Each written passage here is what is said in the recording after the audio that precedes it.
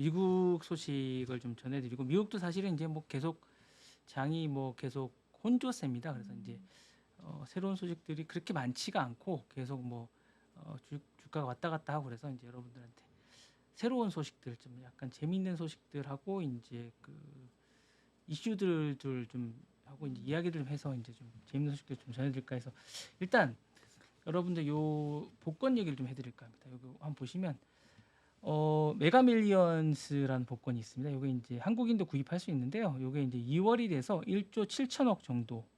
미국에 복권이 두 개가 있습니다. 파워볼이라는 복권, 오른쪽에 있는 복권하고요. 왼쪽에 메가밀리언즈라는 복권이 있습니다. 이제 양대산맥인데 성탄 전야 추첨에서 1등 당첨자가 나오지 않았습니다. 왼쪽에 있는 복권입니다. 그래서 누적 당첨액이 무려 11억 5천만 달러. 오른쪽에 있지 않습니까? 11억 5천만 달러라고 지금 우리나라 돈 1조 6,780억 원까지 치솟았습니다. 예, 이제 제가 24일 ABC 뉴스를 보니까 이제 9월 10일 지난 9월 10일 텍사스에서 이제 8억 1천만 달러 잭팟이 터진 이후 3개월 동안 지금 당첨자가 나오지 않고 있는 상황입니다. 이번 누적 당첨 금액은 메가밀리언 사상 5번째로 큰 금액입니다. 특히 12월엔 역대 최대 규모라고 하는데요. 요거 이제 제가 메가밀리언스는 이제 어떻게 하는지 좀 알려드릴까 합니다. 이제 한국인도 구입할 수 있습니다. 다만 이제 이거는 어떻게 해 구입을 할 수 있는지도 제가 알려드리고 어떻게 하는지 잠깐 좀 알려드릴까 합니다. 이제 어차피 이제 요 한번 이제 시간을 내서 한번 여기 한번 알려드릴까 하는데요. 메가밀리언스는 미국에서 발행되는 복권 중에서 이제 파워볼하고 이제 비교가 되는 복권 중에 하나입니다. 1등의 당첨 확률은 좀 높습니다. 3억 257만 분의 1입니다. 네, 상당히 높고요. 이제 상당히 높고 이제 하는데 일단 가격이 예전에 1달러였는데 지금 2달러로 변경이 됐습니다. 그리고 이제 변경이 됐고요. 미국 44개 주에서 살 수 있습니다. 누구나 거주하는 사람은 살 수 있고 한국도 이제 다만 미국 가서 사셔야 됩니다. 여기서 이제 한국에 살 수는 없고요. 구매 대행을 하시면 법에 위촉이 됩니다. 그렇게 살 수는 없고 매주 화요일과 금요일 밤 동부 시간으로 11시에 추첨이 시작되며 역시 파워볼과 마찬가지로 2월에 제한은 없습니다. 미국인이 아닌 외국인도 당첨 가능하고 당첨 시 일시불로 낼 경우 30% 세금을 냅니다. 단 미국인에 관해서 얘기를 합니다. 그렇게 얘기를 하고요. 일단 게임 방식은 변경이 돼서 기존에는 1에서 75의 숫자를 5개를 맞춘 다음에 거기 5개가 보이시죠? 5개를 맞춘 다음에 다시 1에서 15 숫자 중에 1개를 맞추는 방식입니다. 그 3번 노란 색깔 보이시죠? 그 숫자를 맞히는 방식입니다. 근데 이게 변경이 됐습니다. 변경 이후에는 1에서 70까지 숫자를 5개를 맞추는 겁니다. 요게 이제 변경됐습니다. 75인데 요게 이제 변경이 돼서요. 그래서 이제 70까지 숫자를 5개를 맞추고요. 그다음에 1에서 이제 15가 아니라 25까지 파워 메가볼을 맞추는 방식으로 변경됐습니다. 그래서 그 전까지는 2억 5천만 분의 1이었는데 여기 변경되고 나서는 3억 257만 분의 1로 변경돼서 더 높아졌습니다. 그래서 이렇게 됐고요. 이제 잭팟을 제외한 당첨금을 배수로 주고 이제 이렇게 되는 부분이고 이제 이렇게 해서 이제 하고 원래는 신원을 공개합니다. 신원을 공개하고 이제 익명 수령도 가능한 주도 있습니다. 그래서 이제 17개 주 정도는 익명 수령이 가능합니다. 그래서 여러분이 이제 어디서 샀냐에 따라서 다른데요. 애리조나나 뭐 텍사스, 버지니아, 뭐 미주리 이런 주에서는 사시고 여러분들이 많이 가시는 뭐 이제 캘리포니아 이런 주나 뭐 뉴욕 이런 주에 사시면 이제 여러분의 신원이 공개되십니다. 그래서 이제 누가 샀는지를 아실 수가 있고요. 이렇게 이제 되게 됩니다. 그래서 대충 다음 장을 잠깐 보시면 이렇게 이제 잭팟 히스토리가 있습니다. 이렇게 보시면 2018년도에 보시면 이렇게 보시면 요 분이 이제 이렇게 이건 이제 좀 이따 보셔야 되는 내용이고요. 이렇게 보시면 이렇게 이제 많이 하셨던 분들이 있습니다. 이게 많이 따셨던 분들이 이렇게 있고요. 2023년에 보셔도 이제 이렇게 엄청나게 금액을 많이 8월에 보시면 이렇게 많이 가져가셨던 분들이 있습니다. 그래서 이렇게 이제 신원을 공개 이렇게 보면 2018년도에는 이제 이렇게 익명의 플레이어가 사우스캐롤라이나에서 가져갔다라고 1조 5천억 정도 가져갔다고 얘기돼 있고 2023년에는 이렇게 이제 누가 가져갔다고 이제 이렇게 이름이 나와 있습니다. 이렇게 해서 가져갔다고 나와 있습니다. 이렇게 그래서 이제 가져갔다고 되어 있고요. 이렇게 해서 쭉 가져갔다고 되어 있습니다. 그래서 원래 당첨자를 공개하지 않고 이렇게 하고 있습니다. 그래서 하고 있고 다음 장을 잠깐 보시면 요 분은 4,800에 당첨된 20살의 청년입니다. 야. 네. 2018년에 당첨된 분이고요. 플로리다 20대 청년입니다. 세후로 3,400억 정도를 받았습니다. 그러니까 4,800억 본권에 당첨된 20살 청년인데 플로리다 이제 여기 일시불로 해서 이제 이렇게 3,400억 정도를 받았고요. 이제 남을 돕고 살고 싶다고 해서 이제 받았습니다. 이 당첨 금액은 사상 네 번째로 큰 액수였다고 합니다. 그래서 이렇게 이제 인스타도 있다고 하니까 나중에 들어가서 한번 보시면 좋을 것 같습니다. 그리고 이제 복권 구매 대행은 엄밀하게 말하면 불법입니다. 여러분 혹시 이제 구매하실 생각이 있으신 분은 구매 대행은 안 하시는 게 좋습니다. 그리고 당첨되더라도 준다는 보장이 없기 때문에 직접 가셔서 구매하시는 게 좋을 것 같습니다. 그래서 이렇게 이제 있으니까 근데 이제 이것 때문에 지금 미국이 미국이 난리겠네요. 난립니다. 네. 난립니다. 예, 여기 난리가 나서 지금 아주 큰 난리가 나서 지금 뭐 있고요.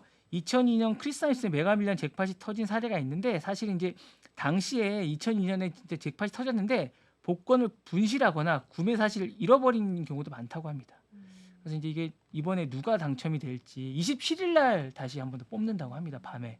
그러니까 그 전에 구매하셔야 됩니다. 만약 하실 생각이 있으시면 구매하셔서 얘기를 하셔야 될 것 같습니다. 그러니까 하시면 제가 좋을 것 같고요. 그렇게 하시면 좋을 것 같아서 제가 볼 때 저는 아주 이걸 추천해 드리고 있습니다. 그래서 한번 해보시면 좋을 것 같은 생각이 들어서 제가 잠깐 가져왔습니다. 그래서 이런 게 있다. 예. 한국과는 좀 사이즈가 다르지 않습니까? 좀 이렇게 제가. 우리도 로또가 있는데 네. 그 로또의 금액과는 좀 근데 다른가요? 확률 자체가 엄청나게 이게 어려운 거. 높아요? 어렵지 않아요? 예, 어려운데 이렇게 당첨되는 분들이 있더라고요. 있어요. 예, 이렇게 보면 이렇게 있지 않습니까? 이렇게. 예, 그리고 누적이 되고 계속 하는 분들이 있어서 상당히 높은 것 같습니다. 그 본부장님은 이런 거 당첨 잘 되시는 편이세요? 저는 안 합니다. 안 하세요? 네, 그냥 뭐 예를 들면은 경품 이런 거라도 좀 잘 되는 편이세요? 뭐 되는 경우도 있고 안 되는 경우도 있는 것 같아요. 크게 받으신 건 없으신가 보다. 기억이 안 남으신가 기억이 보니까. 네네네네. 저도 그런 운은 없어요. 네네. 그냥 어린이 그 대공원에 예전에 거기서 청국장 한번 받은 게 제일 크고 네. 뭐 그런 막 운은 없어요. 저도. 네네. 저희 아이 뭐 뽑기도 잘 안 되는 것 같아요. 이렇게 뭐 그러니까 우린 열심히 살아야 되는 사람들입니다. 저희 아들 이렇게 네. 뭐 이렇게 학교 운도 잘 안 되는 것 같아요. 이렇게 뽑기 예전에 아 이런 뽑기. 예, 그러니까 아. 이렇게 저희 애들 옛날에 뭐 가나다 뭐 그런 예, 옛날에 뺑뺑이 이렇게 돌린다고 하잖아요. 예, 그러니까 뭐 네. 이렇게 영어 유치원 이런 뽑기 같은 거 있잖아요. 아, 그 잘 안 그런 되더라고요. 것도. 예, 잘 안 되더라고요. 그런 거는 이제 예, 그거 잘 안 되더라고요. 예, 그런 운이 있으신 분들이 있더라고요. 네, 그게 잘 안 돼가지고 네. 제가 이거 저는 안 되는구나 이렇게 생각했습니다. 저도 그렇습니다. 네, 예, 그렇습니다. 예, 다음을 잠깐 보시겠습니다. 네. 네. 자, 산타랠리에 관련된 건데요. 사실은 이제 그 전까지 산타랠리가 좀 있었습니다. 이제 뉴욕장이. 근데 이제 크리스마스 연휴에 뉴욕 증시가 혼조세로 마감되면서 투자자들이 기대했던 산타랠리 열기가 좀 식었습니다.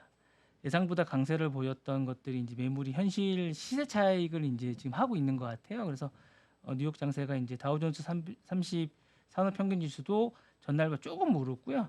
S&P 500 지수는 좀 하락했습니다.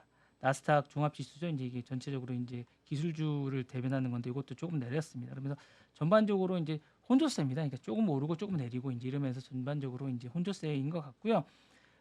그동안 약간 이제 시세 산타랠리에서 이제 시세가 잠깐 올랐던 것들을 크리스마스가 지나면서 많이들 이제 소비를 하셨잖아요. 그런 것들을 이제 소비한 것들을 이제 만회하거나 이제 그런 것들을 이제 시세 차익을 이제 실현하신 게 아닌가라는 생각이 조금 듭니다. 그래서 다만 이 빅테크 주식이 좀 부진했습니다. 매그니피센트 세븐이 전반적으로 다 애플 빼고는 다 하락했습니다. 그래서 애플이 조금 0.32% 상승했고 테슬라를 비롯해 전반적인 모든 종목들이 다 하락했습니다. 그리고 경제지표도 약간 혼조세를 보였는데요. 미국 노동부가 이제 지난 15일부터 21일까지 이제 실업보험 청구자를 이제 발표를 했는데 기본적으로 이제 실업보험 청구자가 생각보다 많이 기록했습니다. 그래서 191만 명으로 3년 동안 최고치를 기록했습니다.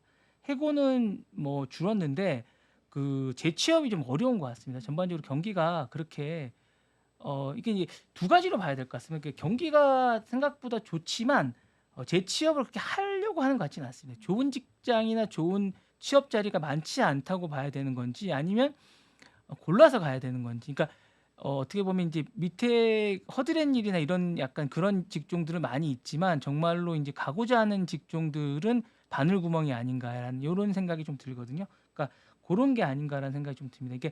이게 직장이나 일할 게 많지 않다는 게 아니라 그런 바닥 쪽에 있는 직업군은 많이 있는 것 같지만 약간 그러니까 좋은 직장 일거리나 이런 것들은 점점 더 없어지는 게 아닌가라는 약간 이런 게 좀 있는 거서 재취업이 좀 어려운 이런 쪽은 화이트 칼라 쪽에 이제 취업이 좀 어려운 게 아닌가 이런 분석이 좀 되는 것 같습니다. 전반적으로 그래서 화이트 칼라 쪽에 그 취업에 관한 그 청구가 좀 많은 것 같습니다. 그래서 그런 것 같고요. 그 블루 칼라 쪽이나 이런 쪽의 취업들은 전반적으로 그렇게 어렵지 않은 듯한 느낌인 것 같습니다. 그리고 빅테크 기업이나 이제 그 큰 기업들이 계속 그 사이즈를 줄이고 그다음에 이제 그 계속 선순환 구조의 어떤 기업들이나 이제 그런 보잉이나 이런 기업들이 계속 회고나 이런 것들을 계속 하고 있는 것 같거든요. 그러면서 이제 그 사이즈를 줄이면서 이제 새로운 그 모습을 보여주면서 이제 취업이 좀 어려워지는 그런 모습을 보이는 게 아닌가라는 생각이 좀 듭니다. 그리고 국제유가도 하락했습니다. 서부 텍사스 원유가 이제 2월 인도분이 0.68% 하락했고요. 배럴당 69.62달러를 기록했고 브렌트의 6월 인도분도 0.43% 내린 배럴당 73.26달러를 기록했습니다. 사실 뭐 이런 지표보다는 사실 우리나라 원달러 환율이 계속 상승해서 좀 걱정이긴 합니다. 예, 이게 아니 오늘 또 정말 최고가가 또 나오게 네네네네. 되면서 예, 이게 근데 사실은 이제 그 우리나라 사람들조차도 지금 계속 이제 환율 이 원화에 대한 기대 이런 기대 심리가 자꾸 떨어지고 있으니까 이게 좀 걱정이긴 합니다. 제가 볼 때. 그래서 이제 믿지를 못하니까 좀 걱정스럽긴 합니다. 계속 달러를 사두려고 하니까. 정치 리스크가 또 그렇게 부각을 받았더라고요. 그래가지고 환율이 참 급등을 하는데 뭐 언제쯤 안정화 될 것이다라고 혹시 생각하세요? 근데 저는 이제 좀 경제부 총리가 오늘 나와서 이제 저는 약간 좀 그랬어요. 왜냐하면 오늘 그 이제 그 최 부총리가 나오셔서 이제 멘트를 하시는데 그냥 경제 전반에 관한 이야기를 좀 해주셨으면 좋겠다는 생각이 좀 들었거든요. 그러니까 그 뭐 탄핵이나 이런 얘기보다는 경제 전반 환율에 관한 전반적인 얘기를 좀 더 해주셨으면 어떻겠냐는 생각이 좀 들었거든요. 그러니까 본인의 임무를 좀 더 충실해 주시면 어떨까라는 생각이 좀 들었거든요.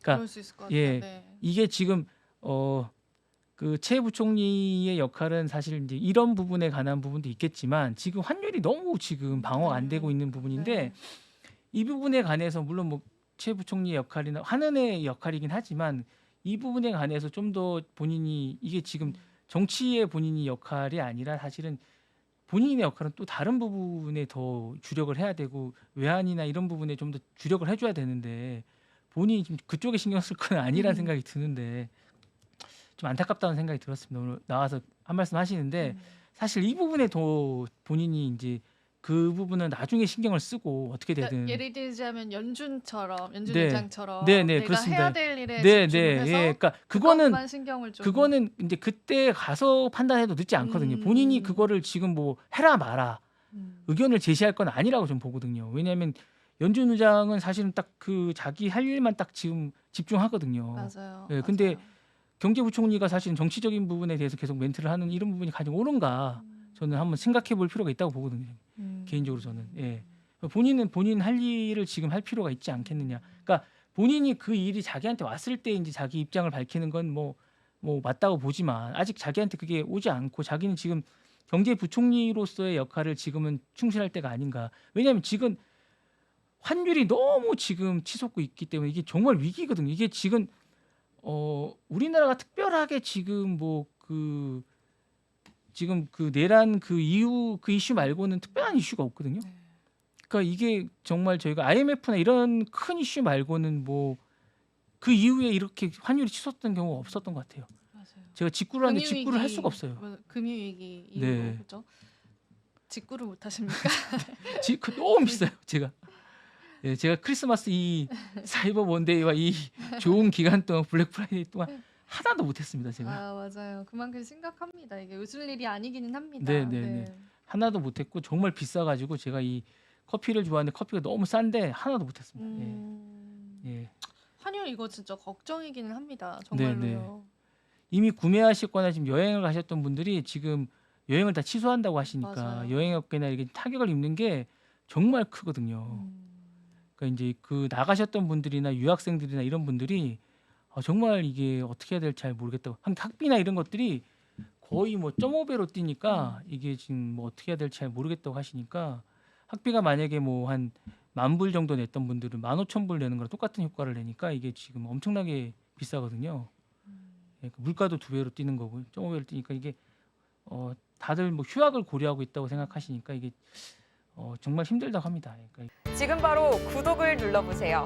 실시간 경제 뉴스, 투자 전문가들의 다양한 시황과 정확한 분석, 또 알찬 투자 정보까지 신뢰할 수 있는 저희 서울경제TV와 함께하세요.